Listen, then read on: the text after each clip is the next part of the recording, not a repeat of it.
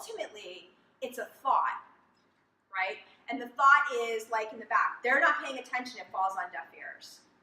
The thought is, I got passed over for the promotion and I don't know why. The thought is, I don't know how to get there, you know, and I'm not getting any feedback, and I think I'm doing okay, but why didn't I get assigned to that big project? Or the thought is, they keep putting more and more and more on me, I can't do much more here. I mean, I was talking with people, and they do like 5 different titles, and I'm like, oh my gosh, that's a tremendous amount of work.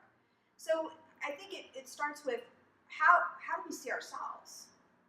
And then how is that projected out into the office? And then are we paying attention to how they see us? That's really the thing. If you can look out and really, if you're going to replay the meeting, right? If you can look out, if you're going to replay the meeting, what was the look on their face when you said whatever you said?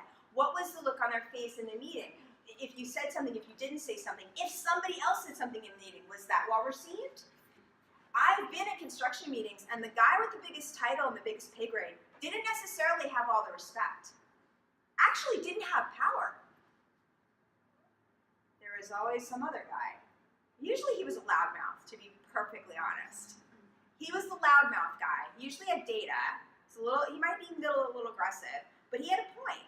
But it was amazing when I found in construction, the guy with the biggest title, the guy with the biggest name on the business card was not necessarily the one that held the power in the meeting. So that means you could hold the power in the meeting, because it doesn't have to do with your title. It doesn't have to do with your pay grade. It really doesn't. It has to do with how you see yourself and what's your perception. And perception can be managed, and perception can be changed. It also starts with changing it in your own mind and how you see you. Do you know what the most important job is in the White House? What do you think it is? Security guard. That's a real good one.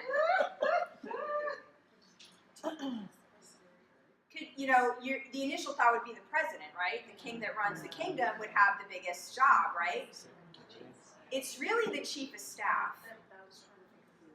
The chief of staff has the biggest job the most power and the biggest job in the White House. And the reason that is because they know everything that goes on, and they feed bits and bytes of information, and they cannot feed bits and bytes of information.